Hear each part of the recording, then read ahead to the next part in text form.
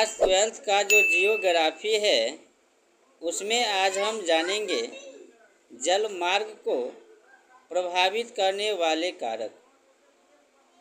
ठीक, जल मार्ग को प्रभावित करने वाले कारक के बारे में जानेंगे। 1 से 8 तक है, तो ध्यान से देखते हैं क्या है। जल की गहराई समान हो और पानी समान हो, है ना। जल की गहराई समान होना चाहिए, पानी भी समान रहना, क्योंकि शुष्क के या बाढ़ आने से परिवहन में बाधाएं हो जाती हैं। बाढ़ जो आएगा तो परिवहन में रुकावट हो जाता है। ठीक, तो सबसे पहले क्या होना चाहिए, जल की गहराई समान होना चाहिए, पानी समान होना चाहिए। दूसरा,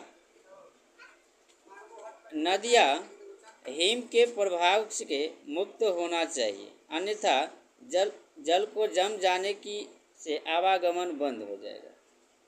नदी जो है हिम के प्रभाव से अलग होना चाहिए, नहीं तो आवागमन जो होगा परिवहन में बाधाएं उत्पन्न होगा।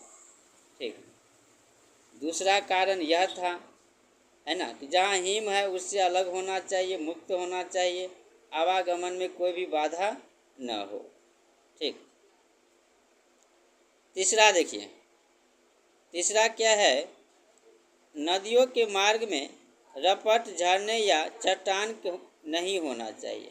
नदी के जो मार्ग होगा उसमें रपट, झरने या चट्टान जो है नहीं होना चाहिए। ठीक, यह है तीसरा। चौथा क्या है, नदियों का मार्ग तंग या देखो दलदली नदियों से जो है परिवहन नहीं हो सकता है। ठीक, अब जहाँ पे क्या है, दलदली मार्ग में बहने वाली नदियों से भी परिवहन नहीं हो सकती है। ठीक, क्योंकि जहाँ पे दलदल वाला मार्ग है वहाँ पे क्या होगा, परिवहन में जो है बाधाएं होगी, तो उसमें नहीं हो सकता है दलदली वाले मार्ग।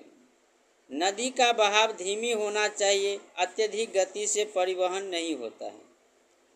नदी का जो प्रवाह है वो धीमी होना चाहिए, कम होना चाहिए। यदि अत्यधिक गति है तो वह प्रवाह नहीं होगा। ठीक, नदियों के मोड़ अधिक भी होना चाहिए, नदियों के सीधा करना पड़ता है। नदियों में जो है मोड़ अधिक नहीं होना चाहिए, नदी को जो है सीधा करना पड़ता है परिवहन के लिए। नदी के पेड़े में रेत का जमना नहीं चाहिए, इसके गहराई से घट जाती है। अगर नदी के पेड़े में जो है रेत जम जाए तो गहराई क्या होगा, घट जाएगा। यह था जल मार्ग को प्रभावित करने वाले कारक।